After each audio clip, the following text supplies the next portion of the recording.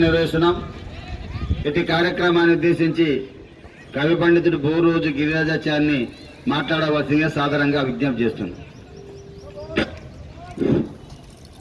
ఈరోజు విశ్వంలో విద్యలో విశ్వమేధావిగా కీర్తించబడ్డ మహనీయుడు భారతరత్న డాక్టర్ బాబాసాహెబ్ అంబేద్కర్ గారి జయంతి కార్యక్రమాన్ని నిర్వహిస్తున్న ప్రియమిత్రులు రాజారాం ప్రకాష్ సార్ గారు, వనపర్తి జిల్లా ఎస్సీ ఎస్టీ మెయింటైనింగ్ సభ్యుడు మిత్రుడు గంధం నాగరాజు గారు మరియు వాల్మీకి సంఘ నాయకుడు మండల దేవన్న నాయుడు, మైనార్టీ నాయకుడు బాలమయ్య గారికి ఇక్కడికి విచ్చేసిన అందరికీ స్వాగతం పలుకుతూ, అంబేద్కర్ గారి చరిత్ర చెప్పాలంటే భారతదేశంలో విద్యావంతుల చరిత్రలో మొట్టమొదటి స్థానంలో అంబేద్కర్ గారే నిలిచి ఉంటారు.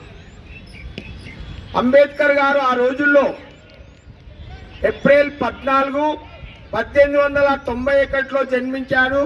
డిసెంబర్ 6, 1956లో మరణించారు.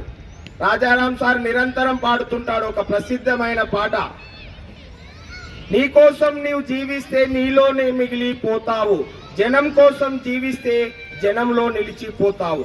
ఈ పాట అంబేద్కర్ గారి విషయంలో అక్షర సత్యం.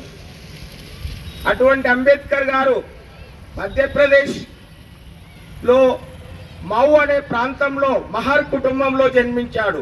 చిన్నప్పుడే ఆయన సామాజిక స్థితిగతులను విద్యలో అంటరాని వాడిగా పాఠశాలలో దూరంగా కూర్చోబెట్టేవాడు. ఆ రోజుల్లో సామాజిక స్థితిగతులు అంటరానితనం పాటించేవాళ్ళు.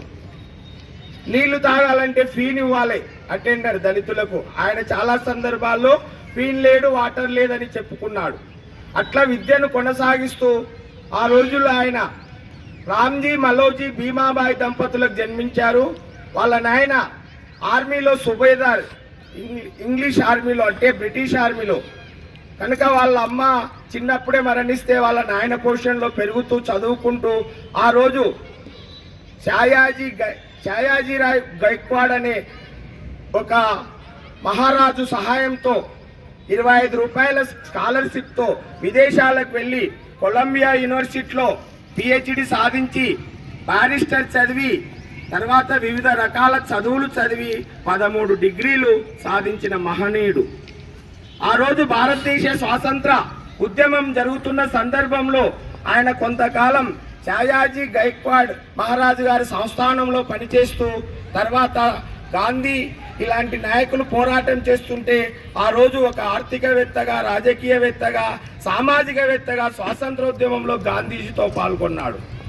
ఆ రోజు ఇంగ్లీష్ వారితో జరుగుతున్న ఇర్విన్ ఒడంబడికలో 1930, 31, 32 అన్ని సమావేశాలకు అంబేద్కర్ గారు హాజరయ్యారు.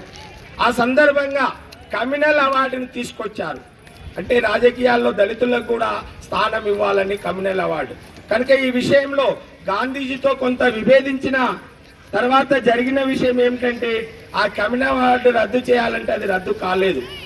తర్వాత గాంధీజీతో కొన్ని విషయాల్లో విభేదించినప్పటికీ కూడా హరిజనుల్లో గాంధీ అంటరానితనం సమానత్వం కోసం పోరాడితే అంబేద్కర్ అది కాదు, వాళ్ళ ఆర్థిక స్థితిగతులు మెరుగుపరచాలని చెప్పిన మహనీయుడు. ఎప్పుడైతే దళితుల నిమ్న కులాల ఆర్థిక పరిస్థితులు మెరుగుపడతాయో విద్యలో రిజర్వేషన్, అందుకే మన స్వాతంత్రం సిద్ధించిన తర్వాత ప్రధాని జవహర్లాల్ నెహ్రూ మంత్రివర్గంలో న్యాయశాఖ మంత్రిగా అంబేద్కర్ గారు ఉండి మన భారతదేశానికి రాజ్యాంగాన్ని, అతి దృఢమైన రాజ్యాంగాన్ని రాసిపెట్టాడు. అందరికీ సమాన అవకాశాలు, ముఖ్యంగా దళిత బహుజనుల కొరకు వీళ్ళు ఆర్థికంగా వెనుకబడ్డారని రిజర్వేషన్లు, విద్యలో తర్వాత వివిధ ఉపాధి పథకాలు కల్పించిన మహనీయుడు అంబేద్కర్ గారు.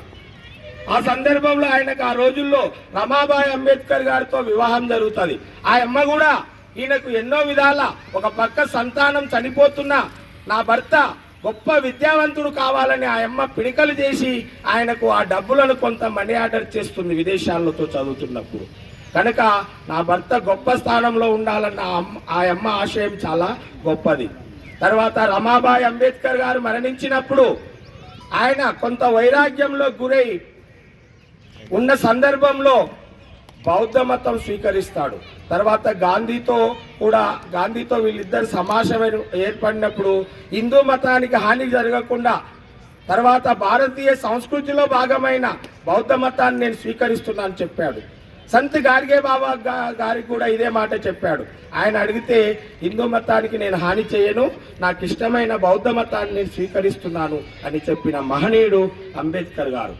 కనుక ఆ మహనీయుడు రాసిన రాజ్యాంగ ఫలాలు ఈరోజు అనుభవిస్తున్నామంటే దళిత బహుజన అన్ని సామాజిక వర్గాలు ఆయన మేధోతరానికి భారత రాజ్యాంగం నిదర్శనమని చెప్పవచ్చు.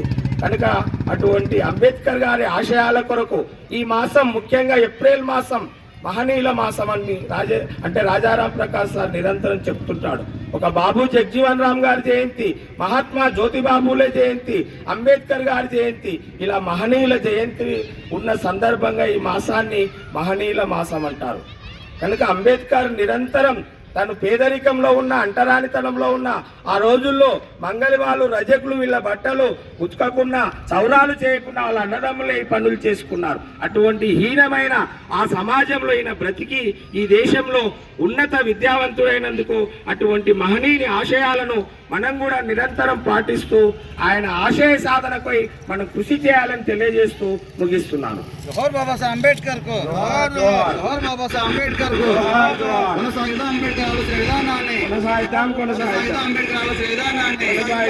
జై భీమ్, జై భీమ్, జై భారత్, జై భారత్, జై హింద్, జై హింద్.